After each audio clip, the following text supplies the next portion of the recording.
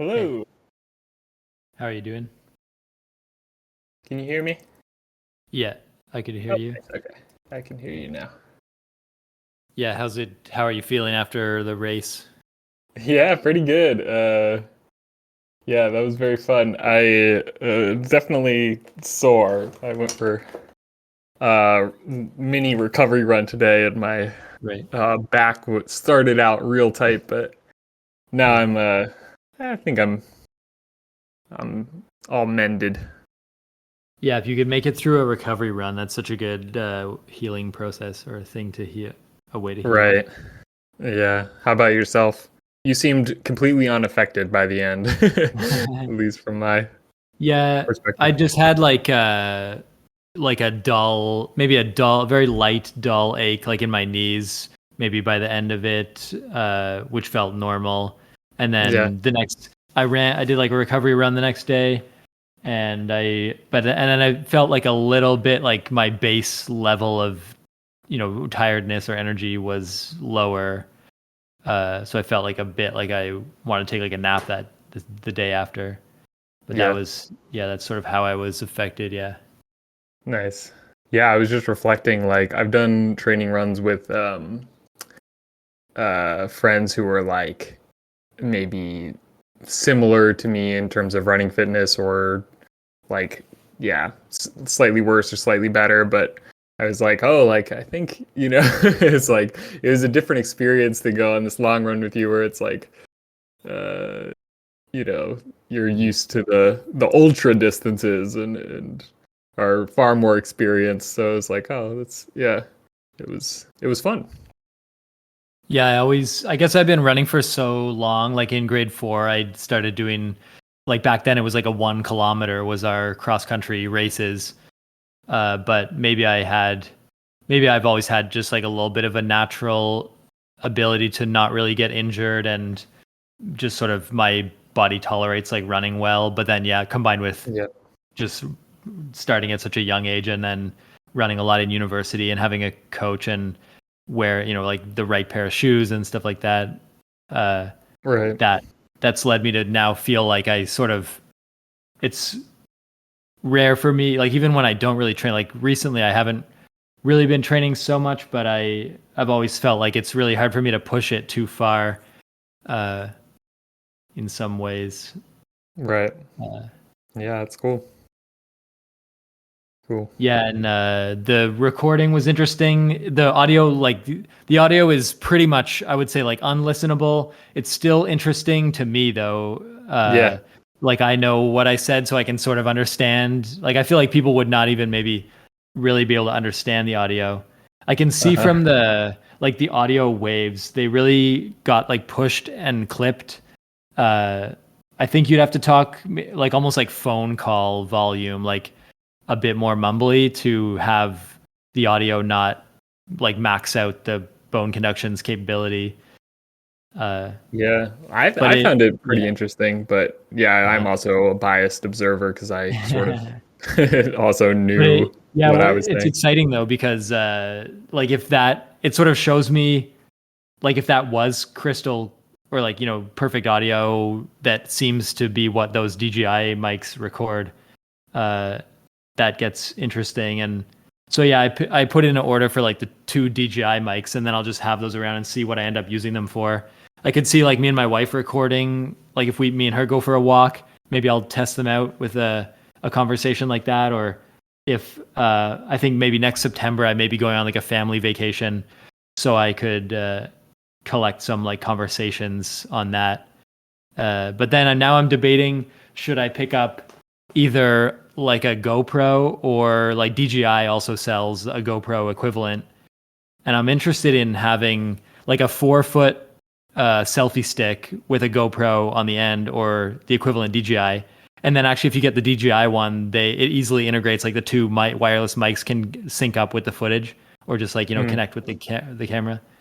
Uh, and it's sort of interesting because then even that the GoPro would be cool to have. Like I'm doing like a 3 day run around Mount Rainier in Washington in like August.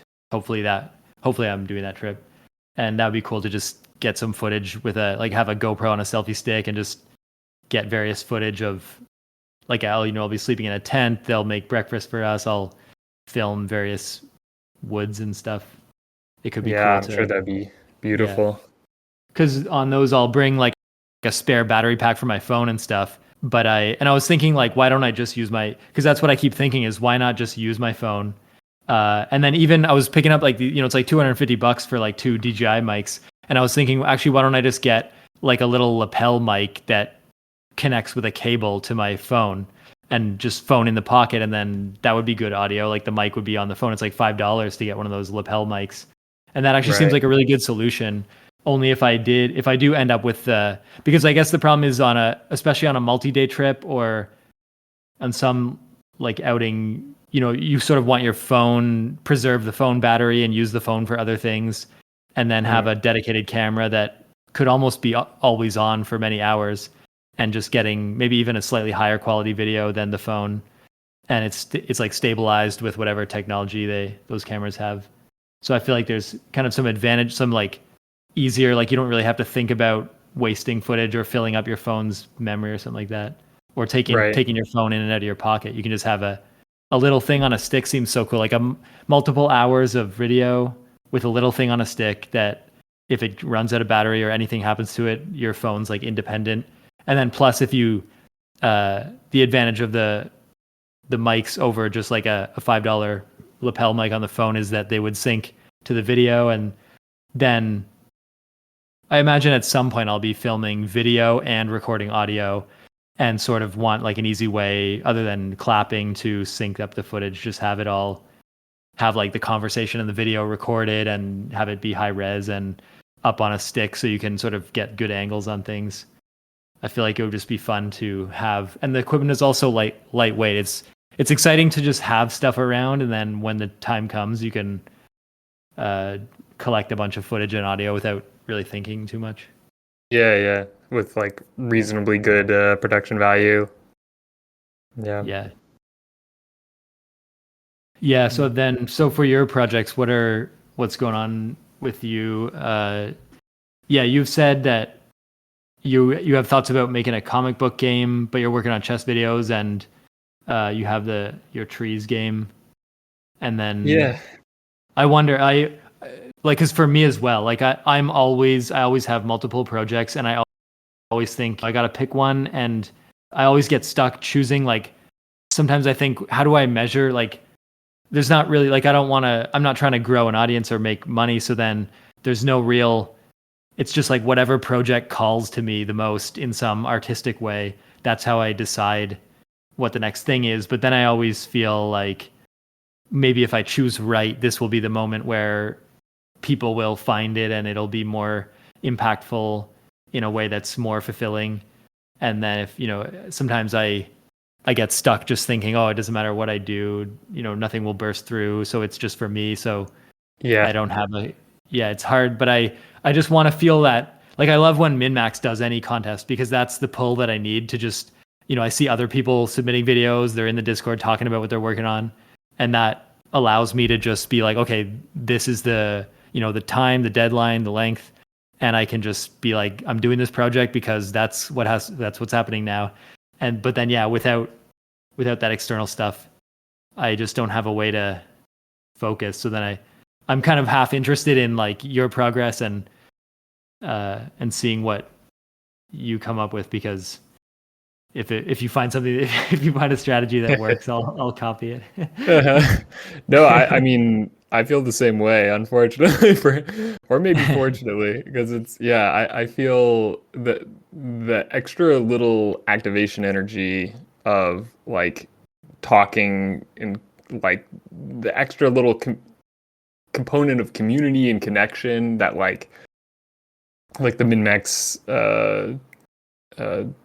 game jam, or related things, or talking here, like it does help, like just get over that hump of just having some energy outlet for to talk to somebody about it. And recently I think I have been working, my productivity's been like all right, but I think not prioritized how I would want it.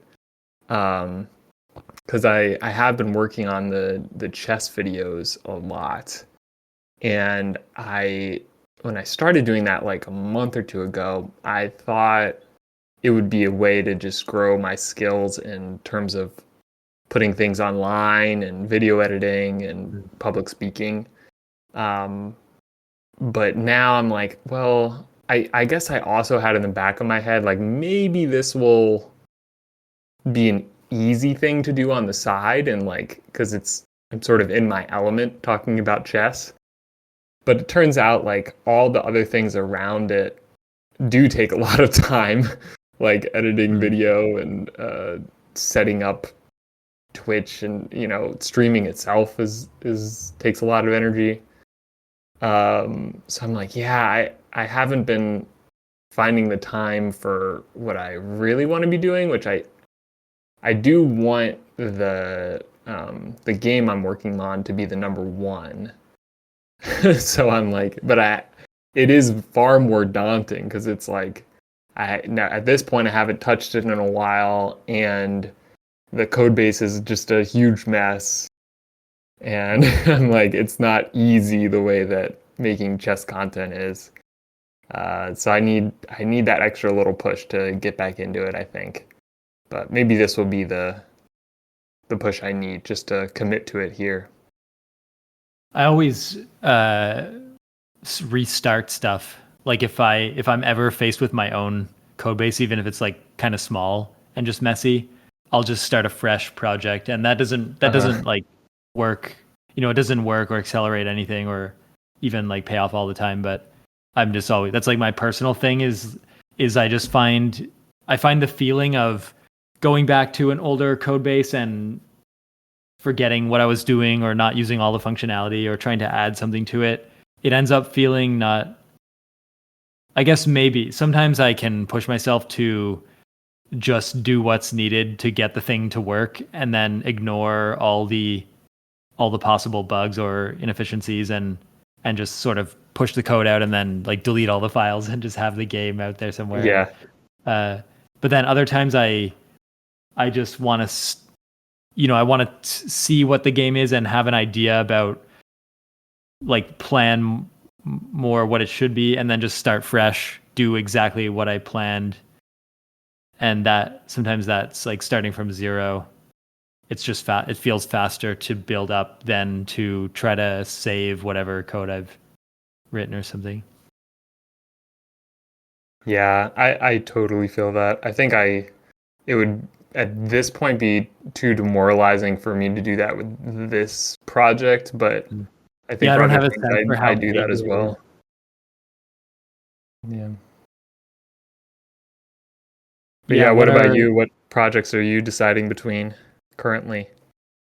Yeah, I guess the thing that I'm learning right now is like FL Studio, and I just have a very small scattered amount of musical knowledge. But what I've found so far, so what I found in FL Studio is, what I told you before, where you can record your voice in FL Studio, and in real time you can apply effects to your voice. And so I'm interested to experiment with that at some point, where I could, like, in real time hear effects applied to my voice as I'm talking, and that means I could kind of record like audio for multiple characters in a game, or make various song, like I can sort of give an extra voice, like my voice as an instrument to songs, and that really expands the range of kind of sound effects and stuff that I could make. And so now I sort of want to really lock in what I'm capable of musically, and then use that to kind of inform like my next project. But then the other thing was, in FL Studio there's like a chord progression generator, so you just click this button and then it places, let's say, like 3 or 4 chords spaced out like in your piano roll or whatever they call it. And like you can just click like regenerate, and that's kind of nice because like a chord progression, they sound pretty cool sometimes, and you can just choose the instrument that plays it. And so then you have sort of like this like something that works for the core of the song, and it's kind of cool to punch that up with some kind of beat, or like just using the standard drums and cymbals and stuff to like add little flourishes like on that chord progression. And especially if I got something working, I'm sort of confident that I could write lyrics and perform them. And but then what yeah, I think I'll workshop something that is going back to this idea I had before, which is just like an online meditative experience, probably using Godot engine. So now I'm like more confident than I was a month ago with Blender, and I know I can bring Blender into Godot, and I can make a first person game. And if I get like now I can do some like there's choir instruments, and there's like people, you can get a voice that just says ooh or ah in different notes, and that sounds like chanting, and you can add like reverb, which makes the audio sound more like it's in a larger space. And so I feel I could mess around with FL Studio a bit and get some cool like chanting sounds, and like maybe I could grab like a gong and just some things that really are not even a full song or at all, like just various sound effects that overlap, and the chanting and the echoing in sort of a stone like temple. And then that, like if I just kind of listen to music like that, I start to like have visions of different, like, you know, sunlight coming around like a stone corner, or a glow, like various glowing and lightings. uh and that, Yeah. like music, when I hear certain like tones, it really creates like an environment in my head, and I get excited of like, yeah, like I want to be in a simple environment that's just a little bit mysterious and peaceful.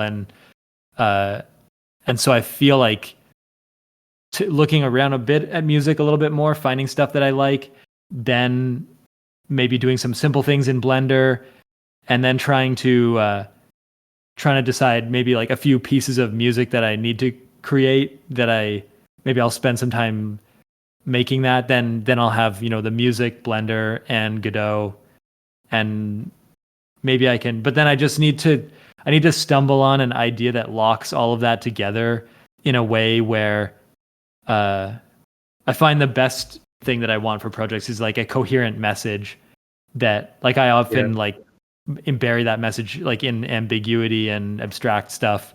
But if I think of something that like relates to my life at the current moment, uh, that I can easily insert into the game, whether it's through dialogue or some simple thing. Yeah, Uh, that's a cool process. I think it's a cool way to also merge like the things you want to be learning, and mm. yeah, the sort of driving the environments from the music you create is interesting. I've sort of like been doing the opposite with the game I've been making, where I've always done the opposite. Yeah, I've never yeah, but had any I control of really music. like that idea of trying to like Yeah. create the environment to match the music and seeing how that looks. Uh, yeah, but yeah, the Yeah. coherent message I think is Mhm. something that I struggle with too. I kind of go all over the place. Of, Yeah. uh, Yeah, when it's not a jam and there's no theme, and there's no, if it's just like a game that's very simple with very light structure, then yeah, you have to find some, that's the hardest. You know, it's like, what is the simple thing that really would resonate with me emotionally, that doesn't need any explanation, that would just tie things together, that make it feel like sensical, and like even a short, if you pick, I feel like it feels to me like if I pick the right thing, a very short experience, like a 30-second, you know, just be in this space, listen to this sound, and do this one simple action, or just be there, like that could feel very powerful if the right uh if yeah, if you just do something to set, like picking the right name for the games, priming the player correctly, and just giving them like an experience could be pretty cool. And that would be very yeah, low effort too, like just very like if I can line those things up so that it's like I can just visualize everything I need to do, like because it's so simple. Like if I just need a few rectangles and one light, and I stumble across the right sounding like chanting note, then if it's like, oh yeah, in like 3 hours I could just ship something, and then that's like where I can actually get a project done for sure, because there's like no time to pause and lose track of it or get distracted. Yeah, that's a really freeing idea, and I think helpful with scope creep is just like, yeah, what's shippable in like like an Yeah. evening. And yeah, I think you're right. Like I think you could find a way to convey powerful feeling in just like 30 seconds of gameplay. I think it's doable. Yeah. Yeah, so you're saying you want to keep this one short. Yeah, we always should keep in mind that there's no problem to skip these recordings or adjust the time or anything. Yeah, I for feel sure. like the biggest benefit is it should energize us, or we should really use these recordings to as like an empowering thing to keep us on track and keep us Yeah, like the creative energy flowing. definitely. Yeah, I think that's why I wanted to still do it, was to help realign myself. Yeah, I'm going to see Sinners tonight, that movie. Oh, cool. Yeah. I'll have to, So yeah. I don't think I'll do it in theaters, but people recommend it in theaters, but at some point I'll watch that movie whenever it comes out. Maybe I'll end up Yeah, watching. yeah, I'm going to the IMAX one, but I'm a little afraid because I'm a bit of a scaredy cat when it comes to horror, but I've heard it's worth it, so Yeah. yeah. Yeah. I wonder how I haven't, it's been a while since I've been like exposed to a horror film at the right moment to like really measure how scared I am with horror at this Hmm. point. I feel I have like a psychological tactic that I use where like a lot of times like if there's horror that's like creepy or ghosts or like they're trying to make it like uncanny, like there's some scary agent acting and you sort of can't, like they sort of try to scare you by withholding information or making it seem like it's going to come after you or something. My first thing I go to is always thinking about what is the intent of the creature. Like, Mm. is its intent to, like, if it's trying to jump scare me, what does that do for it? Like, what is it trying? Is it trying to hurt me? In which case, Mm. what's the point of, just surprise me, just take me out, like don't have a scary smile or like a creepy way of looking at me. Like that doesn't do anything for the physical danger that I'm in. Uh, and so then it's sort of like and then if it is trying to take me out, then I start pumping myself up and I'm like, actually, like I'm the threat to it. Like it should be scared of me. Like, and Yeah. then of course, like in my, like if I am having some kind of nightmare situation, then I imagine, yeah, like I am the stronger one and this thing doesn't know yet, but like, the nightmare is its nightmare, and like, and then I'm in control and like, uh, I could like either de-escalate or like learn some kind of thing, or Yeah, in a dream that's you can just funny. like Yeah, use like a I Neo and have all the superpowers and everything. yeah, I like it. Yeah, I definitely, with the ladder technique, I've used that in real life when I'm been in situations where I'm like, oh, I'm kind of afraid of these people are this situation. I'm like, okay, actually, like I can be the one that's scary, or like yeah, just asserting some agency. Yeah. Yeah, yeah. So I don't even know. I guess at some point I should try. I've never. Occasionally I've worn like a VR headset, but I know there's like scary horror VR games, and then you are like with the noise canceling headphones and everything. Oh That, gosh. yeah, I feel like that would be the ultimate, or like one of Ultimate the test. ways to just kind of, yeah, I don't know what, yeah, like I guess an actual environment, some like being in the woods at night alone for real would be like another way to test, but the VR thing seems how you could like really crank up a horror Yeah, I thing. don't think I could handle that. Yeah, it's definitely more the jump scare stuff for me. I yeah, even last night I was um I think I was still feeling quite sore and not sleeping perfectly. And I ended up reading this comic that was like horrifying, like just Oh, really? like so unexpectedly horror driven, but it's like I was like, yeah, it's fine, you know, like I think I can read anything. I don't think I can be scared by anything I read.